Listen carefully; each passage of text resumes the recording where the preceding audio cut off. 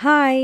ఈరోజు తినే కొద్దీ తినాలనిపించేంత టేస్టీ రెసిపీ చూపించబోతున్నాను. అదేంటంటే గోంగూర ఎగ్ పులావ్ అనమాట. చాలా పర్ఫెక్ట్‌గా వచ్చింది. సో, ఇంత టేస్టీగా ఎలా ప్రిపేర్ చేసుకోవాలో ఇప్పుడు చూసేద్దాం పదండి. ఒక పాన్ పెట్టుకొని అందులోకి కొంచెం ఆయిల్, కొంచెం నెయ్యి వేసుకొని హోల్ స్పైసెస్ యాడ్ చేసుకోవాలి.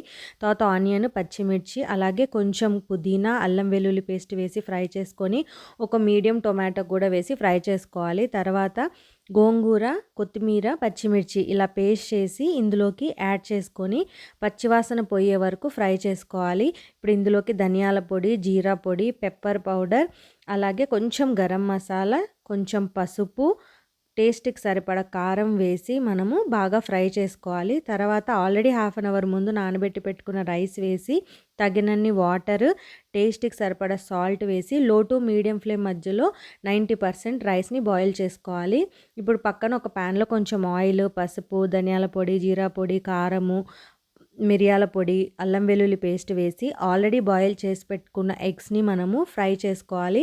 ఇలా ఫ్రై చేసుకున్న ఎగ్స్‌ని 90% బాయిల్ అయిన పులావ్ పైన పెట్టేసి ఆల్రెడీ ఫ్రై చేసి పెట్టుకున్న ఆనియన్స్, కొంచెం కొత్తిమీర, నెయ్యి వేసి 5 మినిట్స్ లో ఫ్లేమ్‌లో దమ్‌కి పెడితే ఎంతో టేస్టీ యమ్మీ గోంగూర ఎగ్ పులావ్ రెడీ. మీకు కూడా నచ్చితే ఖచ్చితంగా ట్రై చేయండి.